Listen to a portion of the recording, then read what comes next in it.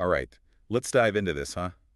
The Book of Numbers. Numbers. I know, I know. It's not exactly known for its, shall we say, gripping narrative. Right, not exactly a page turner, a lot of lists. But that's where we come in.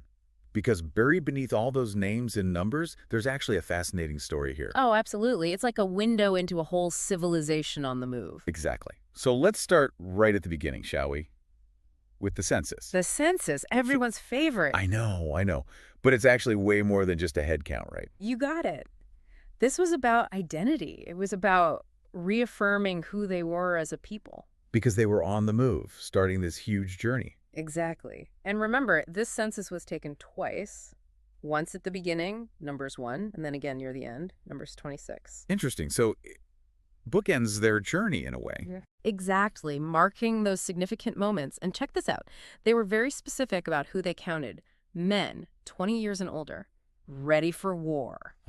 So it wasn't just about the total population. It was about manpower, military strength. You got it. It's like ancient strategic planning. They are. And numbers 1.46 actually gives us the grand total. Yeah. 603,550. Wow. Over 600,000 men. Imagine trying to get that many people organized for anything. It makes you appreciate the logistics involved, right? I mean, we're talking about the ancient world here. You're telling me. And it wasn't just about the numbers, but the structure. Their society was incredibly hierarchical. Everyone had their place. So this census, it wasn't just about counting heads. It was about understanding the structure of their society. Absolutely. And to really get a grip on that, we need to talk about a very particular group, the Levites. The Levites, right. They were exempt from military service, weren't they? Exactly. And you see that in numbers 1.47. They had a totally different role. They were the spiritual core, the caretakers, if you will. Fascinating.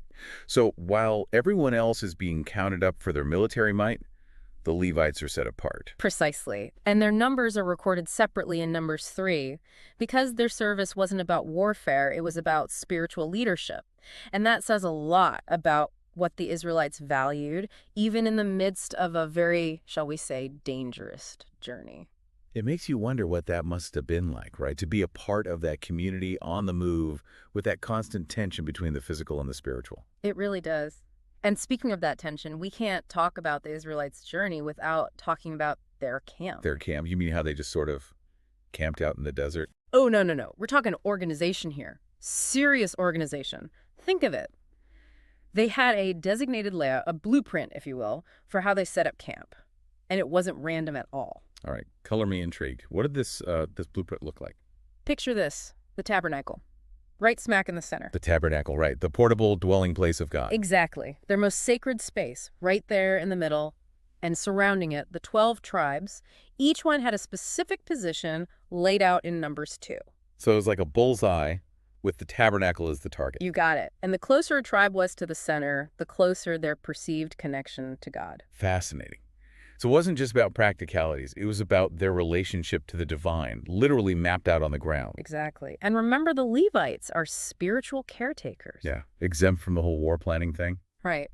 Well, they were camped closest to the tabernacle, numbers 1.5253. They were entrusted with its care and transport. Wow. So every day, every aspect of their lives was structured around this physical representation of their faith. It makes you think about the power of those visual reminders, doesn't it? It really does. Now, picture this massive camp on the move.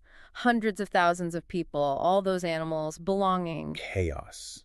Utter chaos. How did they not just wander off in every direction? Well, they had a plan for that too. Numbers 10 lays it all out.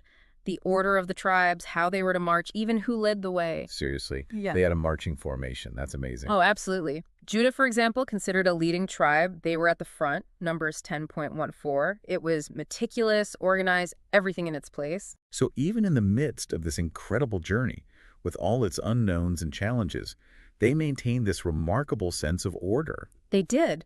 They had a plan, a divine blueprint for their society. But of course, no plan survives contact with reality perfectly intact. Because people happened. Exactly. And in the book of Numbers, we see that even with God's guidance, even with all this planning, there were moments of, shall we say, disagreement. Disagreement. That's putting it mildly. From what I remember, there were some pretty epic rebellions. Oh, yeah. Epic is a good word for it. And, it makes you wonder what drives people to rebel like that, especially when, they're on this journey with God, literally. Right. It's not like they were lacking divine guidance. Exactly. But even with that, human nature has a way of, well, asserting itself. So hit us with some examples. What were some of the big rebellions in Numbers? Well, there's the story of Korah, Dathan, and Abiram. It's all there in number 16. These guys, they were basically like, why Moses? Why you the boss? Bold move. Challenging Moses' authority. I mean, come on. Right. But they were convinced they were just as deserving, just as holy, They wanted that direct line to God.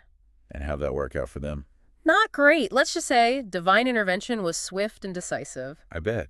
And it wasn't just those guys, right? I mean, even Moses' own family wasn't exactly on board all the time. Oh, absolutely. Yeah. We see that in Numbers 12. Miriam and Aaron, Moses' own brother and sister, start questioning his authority. Some things never change, right? Right. Family drama is timeless. But in this case, it was more than just a little sibling rivalry. They were jealous of his position, his closeness to God. And this jealousy had consequences, right? I vaguely remember something about leprosy. You remember correctly. Miriam ends up temporarily afflicted with leprosy because of her actions. It's a stark reminder that challenging God's chosen leader, even indirectly, had serious repercussions. Definitely sends a message. So, internal power struggles, jealous siblings. Were there any other big rebellions we should know about? Oh, there's the big one. The one that really shifted things. The story of the spies. Oh, right. The spies. They were sent to scope out the promised land, right? Exactly. 10 of them come back with this terrifying report. Giants, impenetrable fortresses, a land that devours its inhabitants. You can imagine how encouraging that was, right? After 40 years of wandering in the desert. Talk about a buzzkill. So what happened? Did the people just buckle down and prepare for a fight? You'd think so, right? But instead, they panicked. They lost faith. They wanted to go back to Egypt. Can you believe it? Seriously. After everything they'd been through. I know. It's like they'd forgotten everything, all the miracles, all the guidance. Their fear totally overshadowed their faith. Wow. It makes you think, right? About the power of fear, how it can cloud our judgment, make us forget who we are, what we're capable of. Absolutely. And that brings us to the real tragedy of this rebellion. Because of their lack of faith, that generation was forbidden from entering the promised land. Oh, wow. So all that wandering, all those years in the desert, it was all for nothing. Well, not exactly nothing. There were lessons learned, I think. But it's a stark reminder, isn't it, that our choices have consequences. They definitely do. But there's a glimmer of hope in this story, right? Oh, absolutely. Because while that generation never saw the promised land, their children did. Ah, so it's a story of new beginnings after all. Exactly. It's about the passing of the torch from one generation to the next, and the importance of learning from the mistakes of the past. Powerful stuff. So as we wrap up our deep dive into the book of Numbers, what's the one big takeaway you want listeners to remember? I'd say this. Numbers is more than just a bunch of lists and laws. It's a story about humanity's relationship with the divine, our struggles, our triumphs, our capacity for both faith and doubt. It's a story that, in many ways, is still being written today. Beautifully said. And on that note, we'll leave you to ponder the timeless lessons of the book of Numbers. Thanks for joining us on this deep dive.